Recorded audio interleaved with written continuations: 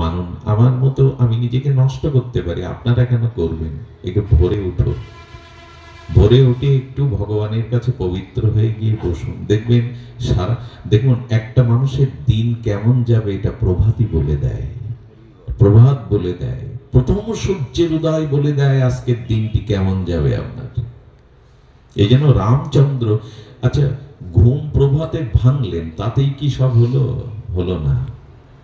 প্রভাতে অনেকের ঘুম ভাঙে, কিন্তু ঘুম ভাঙার পরে রামচন্দ্র বালকাণ্ডে কি করতেন? এই দেখুন এখানেই সূত্র, কি করে মানুষ হতে হয়, কি করে সৎ আচরণশীল হতে হয়, কি করে জীবনকে গঠন করতে হয়, চরিত্রকে। রামচন্দ্র ঘুম থেকে, বিছানা থেকে উঠেই মাতাকে, পিতাকে আর গুরুদেবকে স্বহস্তে প্রণাম করতেন।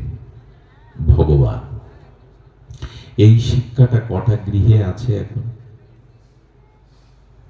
আমরা তো মন্দির করছি, অনুষ্ঠান করছি, যাগযজ্ঞ করছি, কিন্তু গৃহকে মন্দির করার চেষ্টা করি কি? রাম ভগবান পূর্ণ ব্রহ্ম শাশ্বত সনাতন প্রভাতে উঠেই আগে মায়ের চরণে, পিতার চরণে আর গুরুর চরণে সাষ্টাঙ্গে মাথা নত করতেন। দেখুন যিনি নত হতে পারেন তারই উন্নতি হয়। নতি উৎসর্গে উন্নতি, যে নত হতে পারে না তার কখনো উন্নতি হয়নি, হবেও না। তো মাথা নত করলে কি হয়? গুরুবর্গের, দেখুন কোন শ্রেষ্ঠজনকে যদি অভিনন্দন করেন, কোন শ্রেষ্ঠজনকে যদি সম্মান করেন, অভিনন্দন করেন, আপনার ধর্ম, কীর্তি, আয়ু, যশ, এই চারটে জিনিস বৃদ্ধি পাবে। লিখে নিন, পাথরে লিখে দিতে পারি। শ্রী গুরুজনকে, শ্রেষ্ঠজনকে যারা যারা মাথা নোয়াতে পারে, অভিনন্দন করতে পারে, প্রসন্ন করতে পারে, সম্মান করতে পারে, ধর্ম, আয়ু, যশ এবং শ্রী তার বৃদ্ধি পাবে। আর মহৎকে যদি কেউ অবজ্ঞা করে, শ্রেষ্ঠজনকে যদি অবজ্ঞা করে, তবে পাঁচটি জিনিস নষ্ট হবে।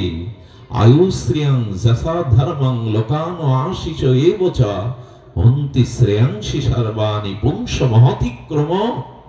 ভাগবত বলেন যদি মহৎকে কেউ অবজ্ঞা করে, তার আয়ু নষ্ট হবে, শ্রী নষ্ট হবে, যশ নষ্ট হবে, ধর্ম নষ্ট হবে, ইহকাল পরকালের সমস্ত মঙ্গল বিনষ্ট হবে যদি মহৎকে কেউ অতিক্রম করে।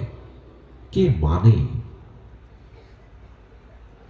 প্রথমত জানার অভাব, দ্বিতীয়ত জানলেও আচরণের অভাব। যখন তখন যাকে তাকে অপমান করি। হ্যাঁ, মন্দিরে গেছি, হয়তো ভুলবশত কেউ পা লেগে গেছে, তার দিকে শনির দৃষ্টি দিয়ে তাকায়। মন্দিরে এই অবস্থা, বৃদ্ধ মানুষ হয়তো পাটা লেগে গেছে।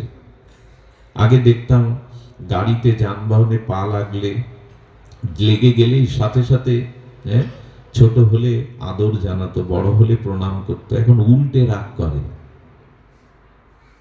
মহৎজনকে অবজ্ঞা করার যে কি দশা, সেগুলো আজ হাড়ে হাড়ে উপলব্ধি করলে আমাদের বুঝতে পারছি না সর্বনাশটা কোথায় আসছে। এই জন্য রাম ভগবান রঘুপতি রাজই বলেছেন, এই পূর্ণ ব্রহ্ম আকৃতি নিয়ে প্রকৃতিতে শিক্ষা দিচ্ছেন, জীবনের প্রথম সকালকে পিতা, মাতা, গুরুবর্গকে প্রণাম করো।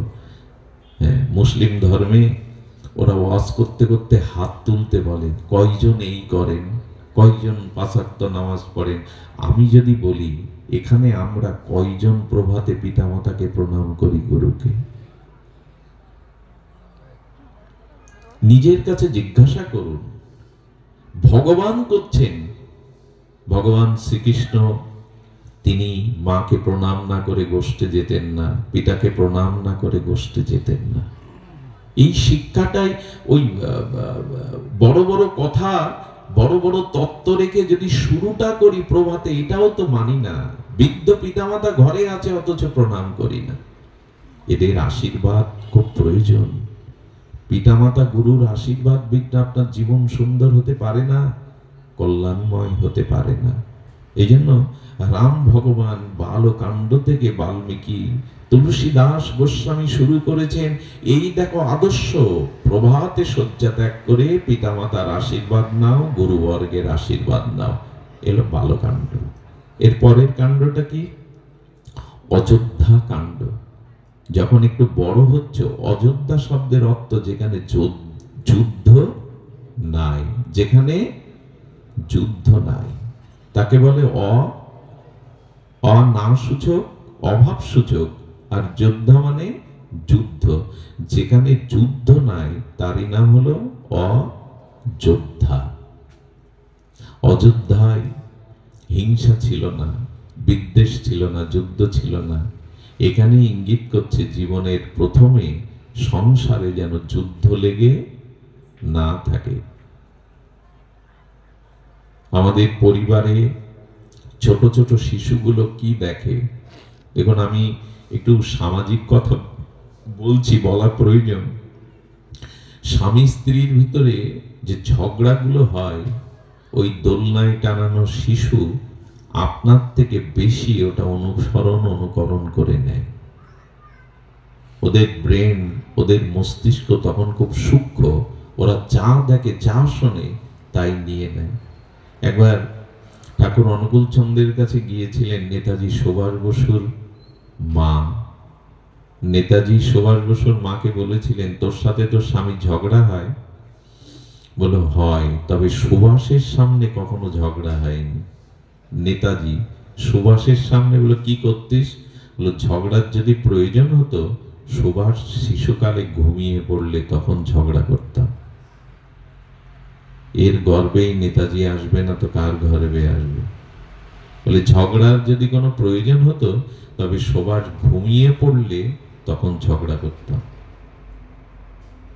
এই জন্য অনুরোধ করব, সংসারের পারিবারিক আদর্শটা ফিরিয়ে আনুন। মানুষ ধর্মত্যাগ করবে কেন, বিপদগামী হবে কেন? খুঁজে দেখুন তার পারিবারিক আদর্শটা নাই। যতই বিশ্ববিদ্যালয়ে পাঠান, যতই বড় বড় শিক্ষকের কাছে পাঠান, পারিবারিক শিক্ষা ঠিক না হলে কোনো মানুষই আদর্শবান হতে পারে না।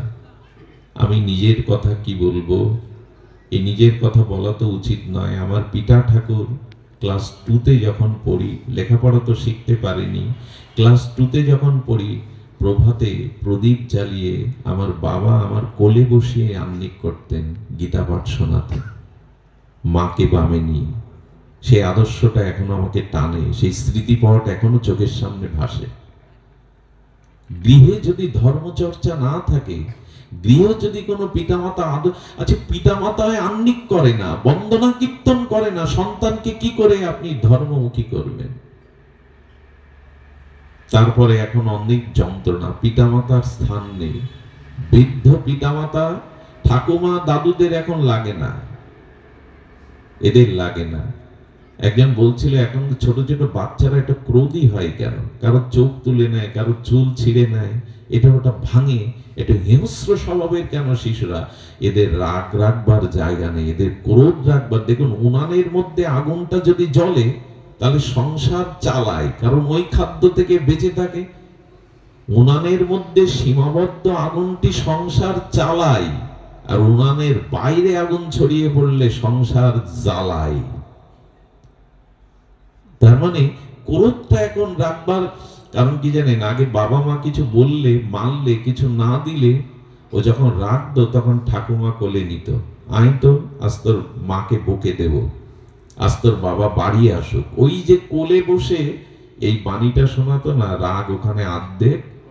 দাদু কোলে নিব, আয় তো দাদু ভাই, আজকে আসুক বাড়ি তোর বাবা, আজকে সব বলে দেব, ওদের খেতে দেব না। রাগটা ধীরে ধীরে এই কোল পরিবর্তনে চলে যেত, বরফ হয়ে যেত। এখন ওই জায়গাটা কেউ পাচ্ছে না, ভেতরে রাগটা জমতে জমতে হিংস্রের রূপ নিচ্ছে তারা। পিতামাতাকে ঐশী কি করলো জানেন?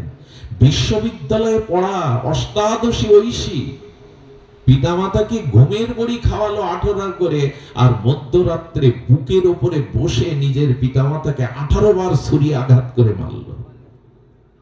এদের জন্ম হবে না কেন? এরা তৈরি হবে না কেন? এই জন্য খুব প্রয়োজন গৃহের, অন্তত গৃহটাকেই মন্দির করা। গারস্থ আশ্রম, সন্ন্যাস, বানপ্রস্থ এবং ব্রহ্মচর্য আশ্রমের জননী হলো গারস্থ আশ্রম। গারস্থাশ্রম না হলে সন্ন্যাসী কি আকাশ থেকে পড়বে? সন্ন্যাসী সাধুরা কোথা থেকে এলো? মাটি ফুঁড়ে? আকাশ থেকে? এরা পরিবার থেকে এসেছে। গারস্থ আশ্রম অন্য 3 আশ্রমের জননী। তাই আপাতত সংসার ছেড়ে সাধু সন্ন্যাসী হওয়ার দরকার নেই। গৃহটাকেই আশ্রম করুন, গৃহটাকেই মন্দির করুন, সেখানেই শেষ, সেখানেই সব শেষ। শ্মশান আজ গৃহ নয়, সংসার নয়, শ্মশান, আগুন জ্বলছে দাউ দাউ করে।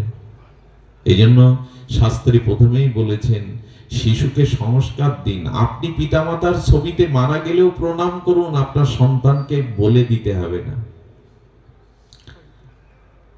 এই জন্য অরণ্য কি বলা হলো? অযোধ্যা। অযোধ্যা মানে যেখানে যুদ্ধ নেই, যে সংসারে ঝগড়া নেই, যুদ্ধ নেই, তারাই তো আদর্শবান হবে। অযোধ্যা, যেখানে যুদ্ধ নেই। শুধু ভক্তগণ, এরপর অরণ্য কাণ্ড। দেখুন, কাণ্ডগুলোই যদি ব্যাখ্যা করি তাহলে একটা জীবন গড়ে দেবে, আদর্শ জীবন, চরিত্র গড়ে দেবে, মর্যাদা গড়ে দেবে। এরপরে হলো অরণ্য কাণ্ড। অরণ্য মানে বন, জঙ্গল।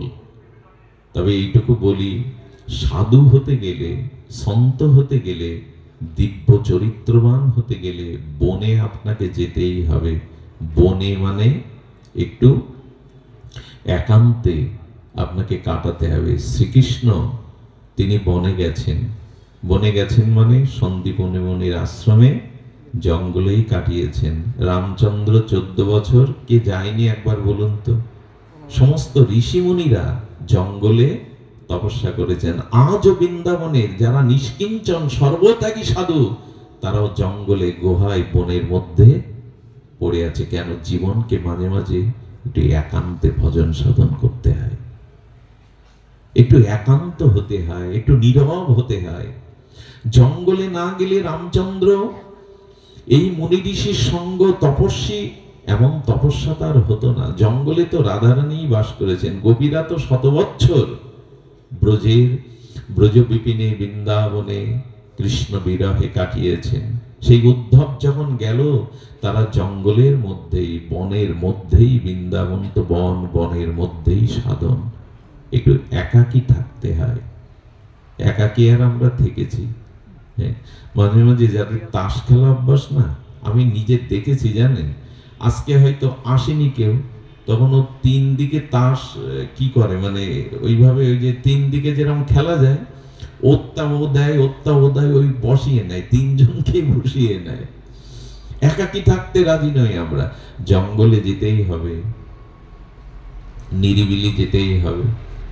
আমি আমার জীবনের প্রায় 3টে বছর, আমাদের বোধাটা শ্মশান, তখন অরণ্য, সব খড়কাছার বাগান, জঙ্গল। আমি সন্ধ্যায় যেতাম, রাত 8টা পর্যন্ত ওই চিতার পাশেই বসে তাকাতাম। ওইখানে এটা প্রেরণা পেয়েছিলাম যোগাচার্য স্বামী প্রণবানন্দের জীবনী থেকে। শ্মশানে গেলে বৈরাগ্য হয়। সন্ধ্যাবেলা অস্তগামী সূর্যের দিকে তাকিয়ে যদি 4 কোটর ওই ভাঙা কলসি, পোড়া কাঠগুলো দেখা যায় না, বৈরাগ্য হয়। কিন্তু আমাকে নিষেধ করা হলো, তোমাকে দেখে অনেকেই ভয় পায়, এই পথ দিয়ে যেতে, এখানে থাকবে না।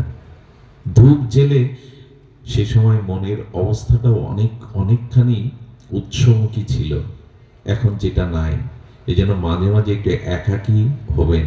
একটু জঙ্গলে, মানে জঙ্গল মানে সুন্দরবনে যেতে হবে না আপনাকে, একটু একাকী ভজন করবেন। মালাটা নিয়ে যখন বসবেন, একাকী। এখন তো টিভিও চলে, মালাও চলে।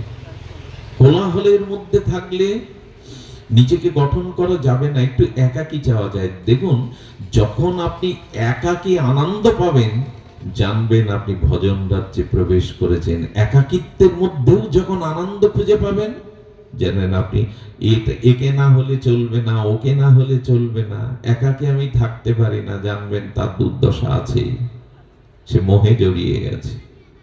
একাকী থাকার মাঝে মাঝে অরণ্য কাণ্ড। আমি শীতের রাত আপনাদের বেশি কষ্ট না দিয়ে আর একটা কাণ্ডের কথা বলি। এই কাণ্ডটাই পরম কাণ্ড। সমস্ত কাণ্ডের মধ্যে অন্যতম শিক্ষা সুন্দর কাণ্ড। কি বললাম? সুন্দর কাণ্ডই মানে সুন্দর হওয়ার মন্ত্র আছে এখানে। কি করে নিজেকে সুন্দর করা যায় এই কাণ্ডের দ্বারাই সেটা নির্ণয় করেছে। খুব সংক্ষিপ্ত করেই এই কাণ্ডটির কথা বলি, খুব অপূর্ব। আমার তো অন্তত হৃদয় স্পর্শ করেছে, আপনাদের হৃদয় যেন স্পর্শ করে এই প্রার্থনায় জানায়। সুন্দর কাণ্ডে কিন্তু বেশি করে যুদ্ধ বিগ্রহ লঙ্কাকে পুড়িয়েছিল হনুমান, তবু এটা সুন্দর কাণ্ড। লঙ্কা পুড়ে ছাই হলো, তবু এটা সুন্দর কাণ্ডের মধ্যেই লঙ্কা অগ্নিতে হনুমান জ্বালিয়েছিল, কিন্তু এটা সুন্দর কাণ্ড। সুন্দর কাণ্ড সূচনা হলো সীতা অন্বেষণ। খুব মার্মিক কথা, একটু মন দিয়ে শুনেছেন, আর একটু শ্রদ্ধা সহকারে শ্রবণ করুন।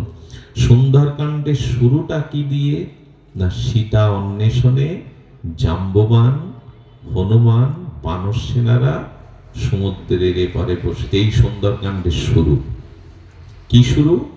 সীতা অন্বেষণ। এখানে সীতা মানে ভক্তি, এখানে সীতা মানে শান্তি। শান্তির অন্বেষণে বেরোনোই হলো সুন্দর কাণ্ড। ওই যে বললাম সকলেই শান্তি চায়, কল্যাণ চায়। সীতা কে না চায়? যোগীরা চায়, মনিরা চায়, গৃহী চায়, সকলেই শান্তি চায়, সকলেই ভক্তি চায়, সকলেই ঐশ্বর্য চায়। সীতা হলো সেই ঐশ্বর্য, ভক্তি এবং শান্তির প্রতিমূর্তি। বেরিয়েছে সমুদ্রের এপারে, সভাসদগণ নিয়ে জাম্ববান বসেছে। সুন্দরকাণ্ডের শুরুটা দেখুন। সুন্দরকাণ্ডের প্রথম শ্লোকটি প্রথম উপদেশটি দিচ্ছে জাম্ববন্ত। জাম্ববান রামলীলাতে, রামলালের লীলাতে সব থেকে সেনার মধ্যে প্রাচীন হলো, বিদ্ধ হলো জাম্ববান। তার মানে সুন্দরকাণ্ড শুরু হবে তখনই যখনই কোন জ্ঞানবিদ্ধ বয়োবৃদ্ধের কথা অন্যেরা শুনবে। কাকে শোনাচ্ছেন? হনুমানকে শোনাচ্ছেন। হনুমানকে জাম্ববান উপদেশ দিচ্ছেন। এইখানেই সুন্দরকাণ্ডের শুরু। আর আমিও আপনাদের শুরু করি, আজ জ্ঞান বৃদ্ধদের কথা, বৃদ্ধাদের কথা কেউ শোনে? জীবনকে সুন্দর করতে গেলে, শান্তি বা ভক্তির অন্বেষণ করতে গেলে আপনাকে জ্ঞানবৃদ্ধ বয়োবৃদ্ধ তাদের কথা শুনতে হবে, যেটা এখন সব শেষ। বুড়ো, উন্মাদ, পাগল, ব্যাকডেটেড, কি বলে মাস্টার শুভঙ্কর? আমি তো ইংরেজি জানি না। হ্যাঁ, কি বলে?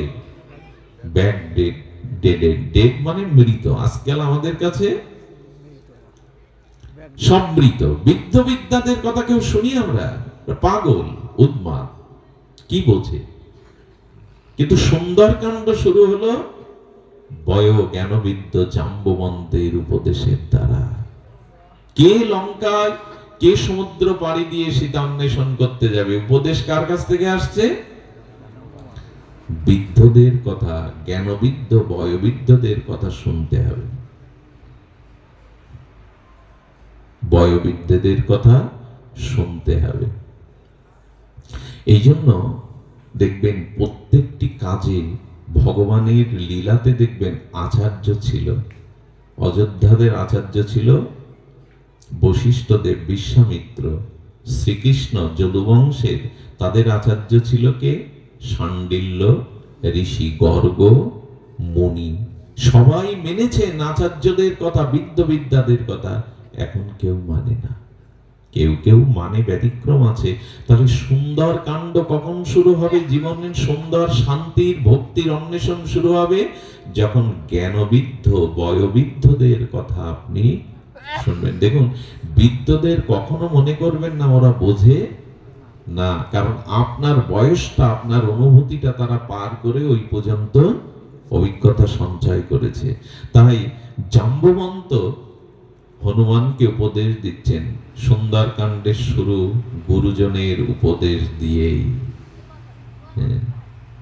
কি যেন আগেকার মানুষরা বলতো যে গুরুর আদর যে না শোনে কানে, কি বলতো প্রবাদে? গুরুর আদেশ যে না শোনে কানে, প্রাণ যায়। হ্যাঁ, সহজ করেই বলা আছে। প্রবাদগুলো একেবারে মিথ্যা না। এটা শাস্ত্র সমর্থন করেছেন কিছু কিছু প্রবাদ। আজ আর কে শোনে? বাবা তুমি কি বোঝো, হ্যাঁ মা তুমি কি বোঝো? জীবন কিন্তু অসুন্দরটা এখানেই থেকে শুরু হয়। তুমি কি বোঝো একবারও এই কথা বলা যাবে না। তবে হ্যাঁ, উপদেশ যখন গুরুজনেরা বয়োজ্যেষ্ঠরা দিবেন, সবকিছু কিন্তু উপদেশ হলেও সবকিছু নেওয়া যাবে না। এইখান থেকে কিন্তু একটা কথা আছে, উপদেশটা সব আমার মঙ্গলের জন্যই দিচ্ছেন, কিন্তু সবকিছু নেওয়া যাবে না। যেমন এখন আমাকে দিয়ে বলা ভালো, অনুষ্ঠানের পরে হয়তো কোনো ভক্ত গৃহে আমাদের প্রসাদের ব্যবস্থা, এখন ওখানে যা কিছু দেওয়া আছে 56 ব্যঞ্জন, একবার মিষ্টি মিঠাই দই সন্দেশ থেকে শুরু করে রসাই দিলেন। এখন আমাকে যদি জিজ্ঞাসা, ডায়াবেটিক্স থাকলে নেওয়া যাবে তো সাদা মিষ্টি? সব মনের মতো মুখে বলছে, কিন্তু সব নেওয়া যাবে? তেমন বৃদ্ধদের উপদেশ তারা দেবেন সব মঙ্গলের জন্য, কিন্তু সব নেওয়া যাবে না। সবকিছুই তো ভালো, 56 ব্যঞ্জন সব ভালো, কিন্তু নেওয়া যাবে তো? সব নেওয়া। তেমন উপদেশ শুনুন, কিন্তু যেটা আপনার প্রয়োজন তার থেকে সেটা ততটুকুই নিন। তো জাম্ববান কি করা শুরু করেছে? জাম্ববান বলছেন, আচ্ছা হনুমান অতুলিত বলধামা। তুলসীদাস বলছেন হনুমানের মতো বল কারো, আর জ্ঞানী মধ্যে অগ্রগণ্য। একে তো বলশালী, আবার জ্ঞানী মধ্যে অগ্রগণ্য। এই ক্ষেত্রে একটু হনুমানজির পরিচয় আপনাদের দেই। হনুমান সাক্ষাৎ শিব, হনুমান সাক্ষাৎ শঙ্কর। উনি প্রভুর সেবার জন্য হনুমন্ত রূপ ধরে, তো ভগবান শঙ্করের থেকে বল আর জ্ঞানী কে জগতে? তিনি উপদেশ নিচ্ছেন, আস্তে কথা বলতে বলো, তিনি উপদেশ নিচ্ছেন কি করে? অবনত মস্তকে। হনুমান শেখাচ্ছেন আমি অতুলিত বলধাম, জ্ঞানী মধ্যে অগ্রগণ্য, তবু অবনত মস্তকে বৃদ্ধ জ্ঞানী জ্যেষ্ঠ জাম্ববানের উপদেশ। এই জন্য যখন জ্ঞানীরা উপদেশ দেন, তখন সেটা এই মুদ্রায় নিতে আমি মাথা পেতে নিলাম। হনুমান অববোধন করে মাথা পেতে নিলাম। জাম্ববান বলছেন সমস্যা অনেক, হনুমান মাথা তোলো, ওঠো, জাগো। বৃদ্ধরা আমাদের এই কথাই শোনায়। কাদের শোনায়?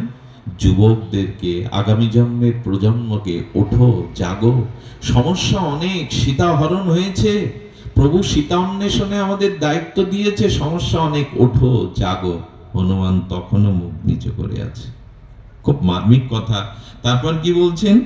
তারপর বলছেন যে কি এমন কঠিন কাজ, আরে তোমার পক্ষে, তুমি বলশালী, তুমি মহাবলশালী, তুমি জ্ঞানী মধ্যে অগ্রগণ্য, তোমার পক্ষে কাজ কঠিন নয়, প্রেরণা দিচ্ছেন জাম্ববন্ত। তবু হনুমান মাথা নিচু। শুনছেন তো মন দিয়ে? আমি আপনাদের আর অত্যাচার করব না, শুনুন। বলেন সমস্যা অনেক, কিন্তু সমস্যার সমাধান করা সম্ভব। তুমি ওঠো হনুমান, তুমি বলশালী, তুমি বুদ্ধি মধ্যে অগ্রগণ্য, তুমি ওঠো। এরকম করে উপদেশ দিয়ে যাচ্ছেন। হনুমান কি বলছেন? কি এমন কঠিন কাজ তোমার পক্ষে? হনুমান তখনও মাথা নত করে আছে, উঠছে না। আসলে জাম্ববান তখন বুঝতে পেরেছে এত উপদেশ কেন হনুমান মাথা তুলছে না। আপনারাও শুনুন, নোট করে নিন হৃদয়ে। হনুমান মাথা তোলেনি এই জন্য প্রশংসাগুলো সব হনুমানের করা হচ্ছে। কি করা হচ্ছে? হনুমানের। তেমন প্রশংসা যেন আমাদের নেওয়ার আশা কখনোই না থাকে। আমাকে প্রশংসা কেউ করলে সেটা নিতে যদি স্বাদ হয়, তাহলে জানবেন আপনি সঠিক উপদেশ নিচ্ছেন না। কিন্তু আজকাল তো আমরা সবার কাছে প্রশংসাই চাই। আমার দোষ কেউ ধরিয়ে দিক, আমাকে কেউ সমালোচনা করে আমাকে সংশোধন করুক। আমাদের তুলসীদাস গোস্বামীকে একজন সন্ত, তুলসীদাসকে একজন সমালোচনা করত, প্রতি কাজে নিন্দা সমালোচনা করত। উনি যেদিন মারা গেছেন, ভক্তরা মিষ্টি এনেছে, আজকে জ্বালা জোড়ালো। আপনার সমালোচনা করতো, আমরা আপনার কথাই তাকে কিছু বলতে পারতাম না, আপনি ধৈর্য ধারণের জন্য উপদেশ দিতেন, আজ মিষ্টি বেলাও। বলে না রে, আজ বড় আজ বড় ক্ষতি হয়ে গেল। কি ক্ষতি? বললো আমার এই দেহরূপ বস্ত্র আজ থেকে কাচা বন্ধ হয়ে গেল, ময়লা আজ থেকে জমতে শুরু করলো। কারণ সমালোচনা করে আমার দোষগুলো কেচে দিত, আমার কাপড়ের ময়লাগুলো, দেহের ময়লাগুলো তুলে দিত। আজকে সেই মানুষটা চলে গেল। চিন্তা করা যায় এদের অনুভব। নিজের প্রশংসা নিবেন না, নিজের প্রশংসায় প্রসন্ন হবেন না। হনুমান তখনই হঠাৎ জাম্ববানের মনে পড়ল হনুমানকে জাগানোর মহামন্ত্র। হনুমান, এটা রামচন্দ্রের কাজ, রামচন্দ্রের কৃপা শক্তিতেই তুমি সীতা উদ্ধার করবে। যেই রামচন্দ্রের কাজ বলেছেন, হনুমান তখন জেগে উঠেছেন। হনুমান তখন জেগে উঠেছেন। অর্থাৎ রামের কথা, সবকিছু প্রশংসা ভগবানেরই। যখন রামচন্দ্রের কথা বলেছেন তখনই উনি জেগে উঠেছেন। আর হনুমান তখন কি করলো? এই তিনটে হনুমানের এই দিব্য জীবনের আলোকে আলোকিত এই তিনটে দিক বলেই পাঠ বিশ্রাম। তিনটে দিক খুব সংক্ষিপ্ত। প্রথমে হনুমান প্রভুর কথায় মাথা উঁচু করলো, নিজের প্রশংসায় মাথা উঁচু করেনি। আমার সমস্ত কর্ম যেন প্রভু তোমার জন্য হয়, তোমাকে উদ্দেশ্য করে হয়, এটাই যুব সমাজের প্রতি হনুমানের শিক্ষা। নিজের প্রশংসা নয়, প্রভুর ইচ্ছা পূরণের প্রশংসা। হনুমান তখন কি করলেন? হনুমান তখন ছোট বড় সবাইকে প্রণাম করলেন। প্রথমে উপদেশ, দ্বিতীয়টা প্রণাম। সবাইকে প্রণাম করলেন। হনুমানের ছোট যারা তাদের প্রণাম করলেন কেন? বলে সবার আশীর্বাদ জীবনে খুব প্রয়োজন, সকলের আশীর্বাদ জীবনে খুব প্রয়োজন। উপদেশের সাথে আশীর্বাদ নিয়ে। আচ্ছা, হনুমান যখন চলছেন তখন ওনার হাতে গদা নাই। হনুমানের অস্ত্র হলো গদা, ওনার হাতে গদা নাই। তো গদা না নিয়ে হনুমান কিভাবে চলেছে? সমুদ্রের উপর দিয়ে কিভাবে চলেছে? পবন বেগে, বায়ু বেগে, তাই না? বায়ু বেগে। আচ্ছা, একটা তীর ছাড়লে তীরটা উপরে ওই কিভাবে যায়? তীরটা কিন্তু এইভাবে ছুড়লে সমান্তরাল গতিতে যায়। হনুমান জগৎকে জানালেন আমার অস্ত্রই একমাত্র রাম নাম, রাম শক্তি আমার জীবনে চলার একমাত্র গতি। উনি সমান্ত রেখাল চলেছেন, আমি চলছি না, প্রভুই আমাকে চালাচ্ছেন। এই মন্ত্র বলতে বলতে ওখানে একটা কি পর্বত উঠেছিল, সোনার পর্বত সমুদ্রের মধ্যে।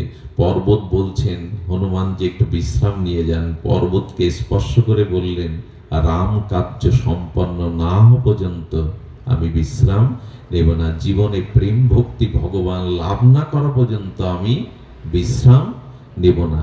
এরপর নাগ মাতাদের, দেবতাদের মাতা সুরসা, তিনি বিশাল সর্প হয়ে মুখ বড় করলেন। 4 যোজন করলেন, হনুমান 8 যোজন। উনি 50 যোজন, হনুমান 100 যোজন।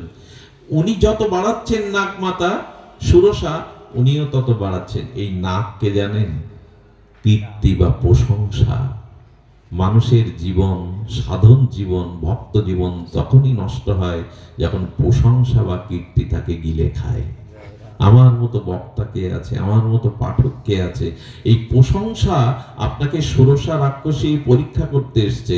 হনুমান তখন চিন্তা করলেন উনিও বড় হচ্ছেন, আমিও বড় হচ্ছি, এতে মীমাংসা, পৃথিবীতে একটা আয়তন আছে।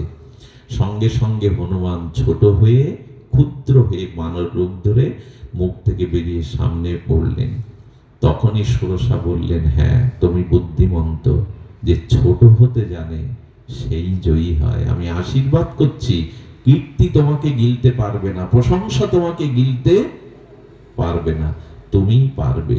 হনুমান এইভাবেই ভক্তি দেবীর কাছে পৌঁছেছিল এবং পৌঁছে দেখেছিলেন সীতামা কাঁদছে রামচন্দ্রকে হারা হয়ে, আর প্রভুর চরণ ছাড়া হয়ে। সীতামাকে কত প্রহার, কত গালি, কত অত্যাচার করছেন চেরিগণ। সীতামা কাঁদছে। হনুমান তখনই বললেন কারো চোখের জল মুছাবার, দুঃখ দূর করবার একটাই পন্থা। হনুমান তখন অশোক বৃক্ষের অন্তরালে ডালে বসে মা জানকীকে রাম কথা শুনিয়েছিলেন, রাম গুণগান। সীতামা প্রসন্ন হয়ে চোখের জল মুছলেন। জগৎকে হনুমান জানালেন দুঃখ দূর করবার একটাই উপায়, ভগবানের কথা শ্রবণ কীর্তন করা, যদি সেটা সাধুমুখে হয়। ধন্য আপনারা এই মাঘের প্রপার